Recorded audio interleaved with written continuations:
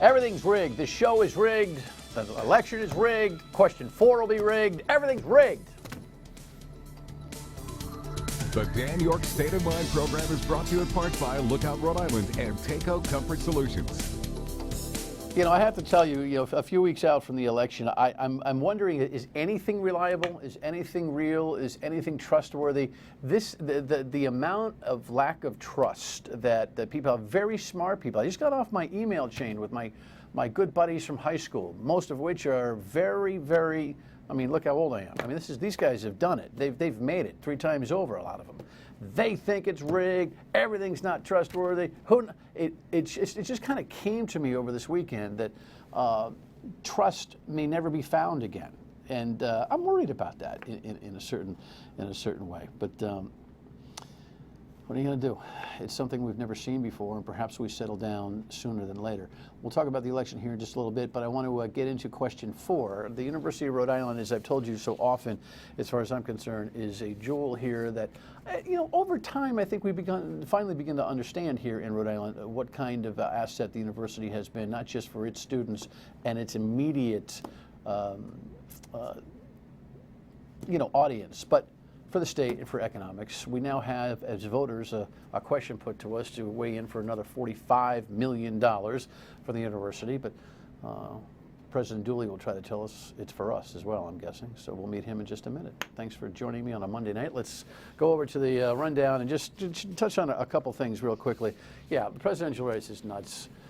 Gee, what an understatement. How many times have we said that? This headline just blew me away today. I saw him say this live. So now he suggests that he and Hillary ought to take a drug test before the debate. Where did that come from? Pluto, like everything else. Trump rigged election, rig. New poll numbers ought to have a lot of people wondering. The NBC poll is an 11-point lead, but the latest poll with ABC has it at 4 points. Take a look at the breakdown right here. Well, of course, there's always WikiLeaks. We'll talk about that as well here in this package, but this is the latest polling data. Interestingly enough, 70% of the electorate believe that Trump made unwanted sexual advances. And so if you do the math, half of those completely discount that because it just doesn't matter. The latest from CBS. Donald Trump took to Twitter early this morning to complain about his falling poll numbers in the wake of sexual assault accusations brought against him. Can't believe these totally phony stories, 100% made up by women and pushed by the press, have impact. The latest CBS News Battleground Tracker poll shows Trump trailing Clinton among women voters by 15 points. Over the weekend, Trump blamed media bias. The election is being rigged by corrupt media pushing false allegations and outright lies in an effort to elect Hillary Clinton president. Anger over the election is causing physical damage. A Republican campaign office in North Carolina was firebombed over the weekend. No one was injured. The FBI released more of Hillary Clinton's emails today from its investigation in her private server while she was Secretary of State. Over the weekend, Republican Congressman Jason Chaffetz said documents suggested that Undersecretary of State Patrick Kennedy offered a trade to lower a Clinton email classification ranking in exchange for more FBI slots overseas. The FBI says the classification was not changed and that there was no quid pro quo. With the final presidential debate just 2 days away, both candidates are now considering their end games. I think he sticks with the scorched earth strategy. I think she's got a choice to make. Do I rise above that now and try to go higher and positive, or do I stick in the fight? Clinton has not campaigned since Friday and has no public events today. Yeah, that's something that I think is kind of important. Scorched earth or staying above or any of those kind of things almost is meaningless for the next 3 or 4 days. The debate is Wednesday night. And it's interesting that we did think that the second and third debates would be relatively meaningless in this race. Instead, they've become very important, no doubt. That 4-point lead in one poll suggests that if there are those Trump non-respondents, in other words, kind of a hidden Trump vote out there, that she still has things to be worried about. The key, though, is the 5 swing states that will tell the entire story. We get hung up on national polls. The campaigns are worrying about what the numbers are in the respective states, including Ohio and Florida and North Carolina. If he doesn't get North Carolina, he's probably not going to get this thing done. Anyway, fascinating. Even more fascinating here at home is this op-ed piece that I read this weekend. We'd love to get Curt Schilling here to be able to talk about his thoughts on 38 Studios. The op-ed headline, Inept Chafee helped doom 38 studios. I was kind of surprised the Journal put that headline up. It takes a shot at the former governor without him really having a chance to defend himself. Frankly, Ling Chafee did drop the ball on 38 studios. This is an interesting part of the whole thing. I just wanted to zero in on this for a second. If you remember, it was a $75 million conversation, right? The bond was $75 million. And I could go through all the ramifications of this whole thing, but Curt Schilling suggests getting only $49 million of the $75 million was a total surprise to him. Steve, can we put that graphic up one more time so folks can read along on this? It's crucial the public understand the numbers, he writes. The $49 million was $26 million short of what the state told us the money to 38 would be, and what we'd allocated in our budgets to complete the project. Less than 2 weeks, he says, prior to the move to Providence, we were informed of the change in the bond amount, and they were stunned over the entire thing. I doubt that. I doubt that significantly. The Economic Development Corporation, in a confounded way, did a really weird thing. Let me see if I can explain this very, very quickly. Say you want to buy a house for $200,000, but you have no money to do it with. You go to a bank and say, I'm going to buy the house for $200,000, but I need to borrow $275,000 in order to take $75,000 to be able to pay the interest and the principal. Would you get that loan? No. But that's what the EDC did when they funded this project. They took on a $75 million debt and parked $25 million of it to be able to facilitate the $75 million, but they only gave Curt Schilling $50 million. He only learned about that 2 weeks prior? I highly doubt it. The interim, the $25 million between what he got and what the bond represented, was where all the dirty stuff most likely happened. That's where the tax incentives are, and the tax sales, and the brokered tax agreements, and all that kind of stuff, which was money that was going to come to him. He didn't write about that, which means he's not telling the entire story. But he can do it here if he wants to come, because I get some very simple, pointed, but simple questions for Curt Schilling. All righty, that's all we got for that. And because I want to spend some quality time with the president of URI. Yes on 4, well, that would be his position, certainly, and I guess as a voter, probably mine. Here's the headline. Question 4, $45 million for URI projects, among them an innovation campus. Most of us have no idea what that means. That's why the president is here. The governor obviously supports this. They had a kickoff event. The Senate president is there as well. And let me just break it down for you. It's pretty simple. 45.5 in bonds. The College of Engineering, which is a real source of pride for the URI community, no doubt. And then the innovation campus program. And that's the story. Now we have to explain to everybody. Good to see you, my friend. Good to see you, Dan. Thanks for coming. Thank you for having me back. You know, always good to be here. The questions in an election often get second shrift anyway. But before we get into the nuances of this whole thing, tell me what this national presidential election has done to the conversation about what you need.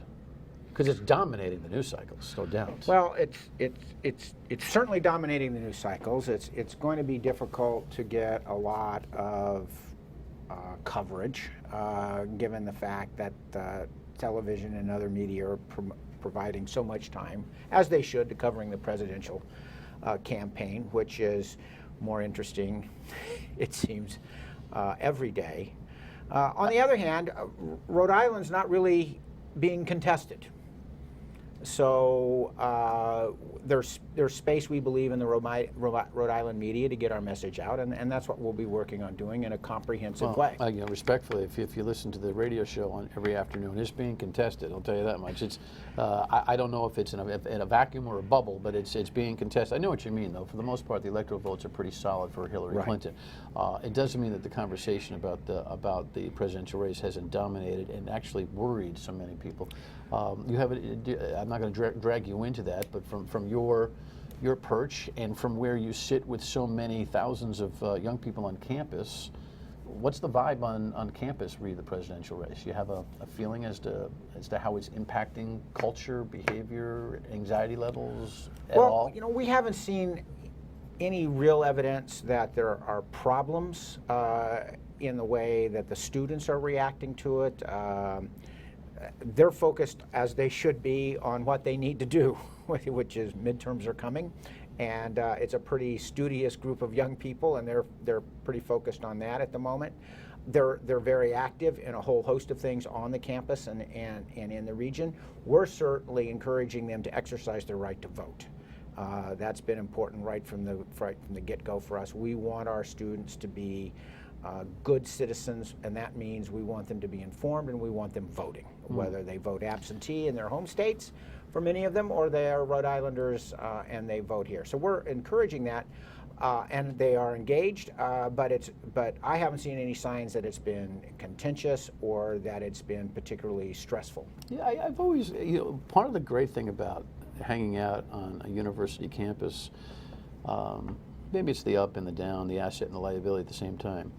You can get away, in a way, when you're at a university campus. You see this think big signs, and you start thinking big, and you start thinking about other things. You also you get some kind of solace that what goes on a university campus will go on regardless of politics of America in many ways. At the same time, there's an insulated feeling that there's a whole world out there that's doing its thing, and we're just studying.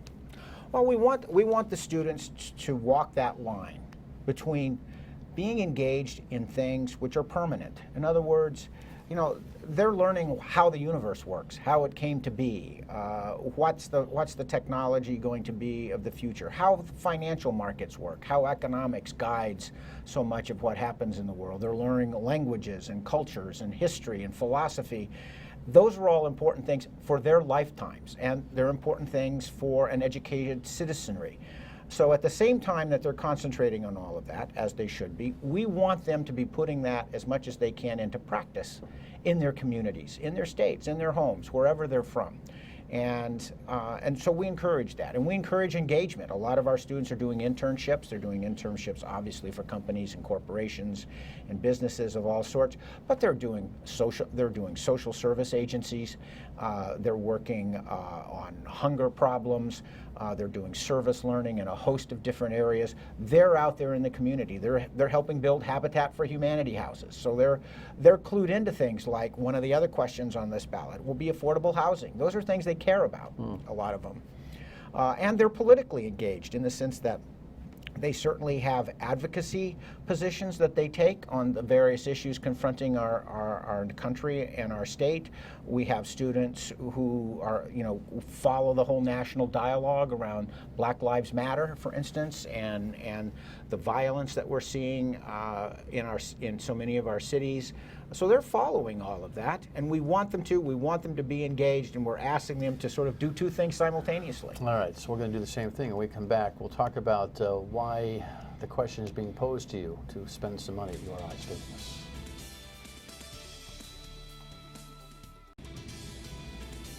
I find it amazing that the School of Engineering at URI, I don't know if you're aware of this information, 96% get a job rate, and an average salary is $60,000 plus for the graduates out of the URI Engineering School.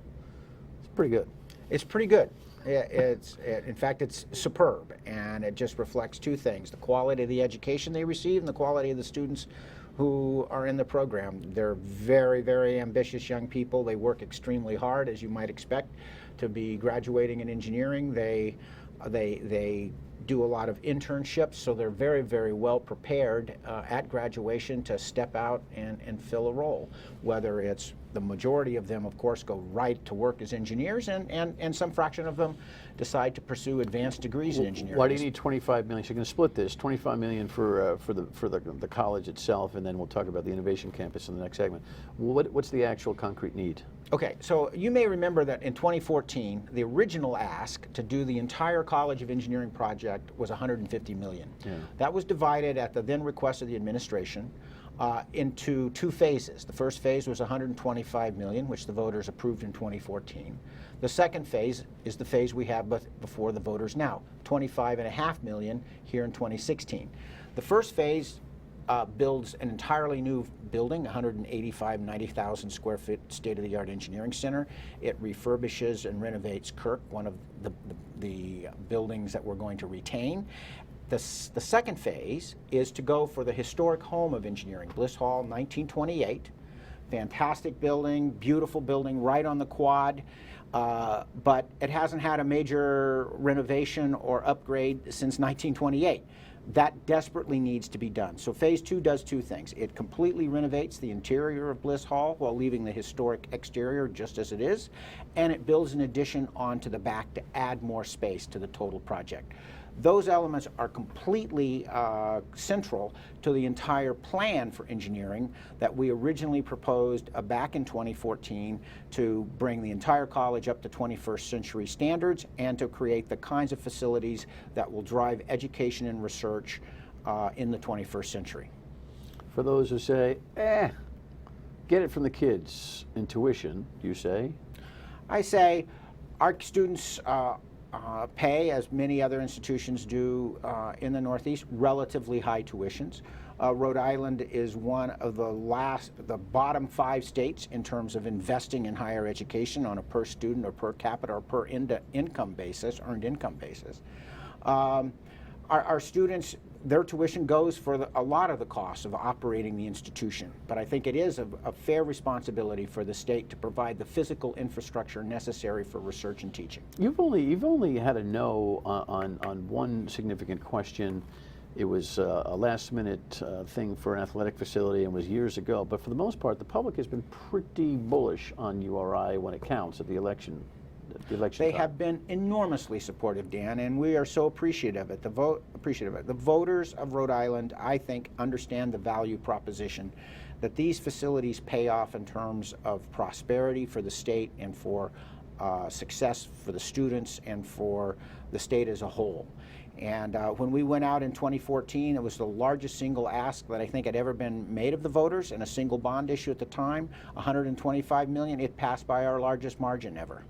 So we're hoping the voters, once again, I can see the value in creating these kinds of facilities and preparing the university to be competitive into the future, to help us create the kinds of jobs that the state will need in the future, that our young people can fill in the future, and once again step forward and support the state-of-the-art facilities for the College of Engineering. All right, so when we come back, we'll talk about the other half of this bond, the innovation end. Stay with us. You know, it may seem like I'm a little nonchalant about this question 4. I rely on good, smart people like President Dooley to think big, like all of us try to. You've got to keep capital investing in a university campus. If you don't, you're going backwards. If you're not going forwards, you're going backwards. Correct? I mean, standing still is going backwards. Standing still is going backwards. Every year, the world moves forward. And if Rhode Island and the United States, for that matter, want to be competitive in a rapidly changing world, we've always got to be watching what everyone else is doing and making sure that we retain our edge. And that's what we're trying to do here at the University of Rhode Island. I don't want to draw you into any controversy, but I've always thought that the university and Rhode Island College and CCRI, to a certain extent, are shortchanged by the actual state budget.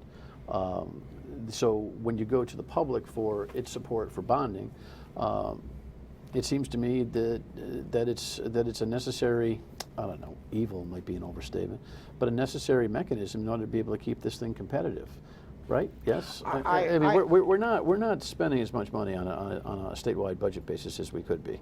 Well, and not only that, but I think we've done the analysis. The University of Rhode Island is one of the most efficient public universities in the entire Northeast. If you look at how much it costs per credit hour for the University of Rhode Island to teach its students, it's significantly less than all of our peers in the Northeast, all the public universities in the Northeast. So we're very efficient. We're delivering a very high quality education at lower cost than the University of Massachusetts at Amherst and most of our other peers. It is getting pretty competitive amongst the state universities in the Northeast, though. I mean, I saw Maine advertising the other day. Yes. In Rhode Island, you know, your tuition up here, guaranteed, in-state. So you guys are getting after each other a little bit. It's a lot like running a business, I'll tell you. It's a tough marketplace. It's a competitive marketplace where you have to have a very, very strong value proposition. Because remember, we're not just asking for Rhode Islanders to pay what Rhode Islanders need to pay at the University of Rhode Island. We're seeking kids coming out of New Jersey and Pennsylvania and Maryland and Connecticut and Massachusetts to pay more to go to the University of Rhode Island than they would have to pay in their home state. And the fact that we're successful in persuading so many of them to do that, and there's such interest in doing that, says the families and the students see the value. They see, wow, this is worth the money to go to the University of Rhode Island for that education. What's this innovation part do, quickly?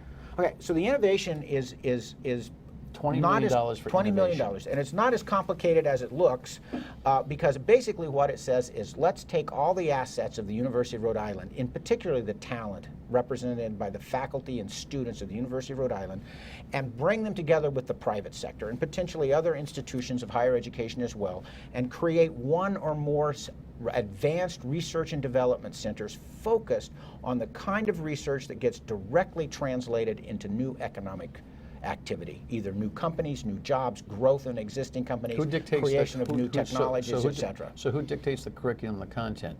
The private enterprise, because they know what they need? It's a partnership between the private enterprise. They know what they're looking for. They know what the cutting edge needs to be for them to be competitive or to move to the next level in their growth. On the other hand, the other driver of it is the University of Rhode Island, who can say to them, here's what research says, here's what research can do, here are the questions we can address with you to enable you to make smart decisions and smart investments in the future. I think people get lost in this particular, they get engineering, building, facility, high tech, competitive, they get that. This innovation stuff gets a little, I don't know, deep. For folks. It's a little less tangible, but it's a concrete. It'll be a concrete space. Right. There'll be spaces there. It's just that the spaces will house both URI faculty and students and projects that they're developing and carrying out in conjunctions with companies. And those companies can be inside Rhode Island, or they can be new companies that we I'm attract guessing to it'd be Rhode a Island. fluid facility, correct? It doesn't need to be the same every year. Right. Because that's the way innovation is. What is really innovative right now in 2016 will be different in 2018, will be different in 2020. So one of the things these centers needs to be is it needs to be adaptable, flexible, and responsive to changing needs out in the marketplace, in the state, and in the nation and the world. And that's why you create them, so that there's a lot of dynamic activity involved, continually adapting and evolving. Give me a half a minute on why investments at the school actually come back to benefit Rhode Islanders' economic position. Two things. One, it creates an extremely robust pipeline of talent. You heard the governor, and she's right. When companies are looking to grow in Rhode Island or to move to Rhode Island, the first and foremost thing they want to know is what's the workforce like. So what these facilities do is they create a great workforce for companies. The second thing they do is they create new intellectual property, the foundation of new activities, services, and businesses and products that those companies can make money on. And that means they hire and expand and grow. Listen, you never take these votes for granted. This show may feel like an infomercial because I'm really not testing the president very much, because I buy it. It all makes sense. Well, we hope so. And your tough questions, are always welcome. Yeah, but I just don't think there are a lot of tough questions. This is a continuing need and a continuing strategy and a continuing, I think, return on investment for Rhode Island. So good luck with it. I hope. Thank you very much, Dan. All right, we'll work hard on it. How's that basketball team look? They're going to be awesome. Final word and we come back. That last question reminds me, we got to get the basketball coaches in here because it's going to be a heck of a season, certainly on the high expectations, let me tell you that. Of course, football around here is boring. The Patriots, all they do is win. This guy, he's a Trump fan, by the way. But my Giants pulled one out, and we're 3-3, and so Mondays are always better after the Giants close their eyes and do something right. What can I tell you? But aren't you bored being a Patriots fan? Count your blessings. It's not going to last forever, Have a great night. See you tomorrow.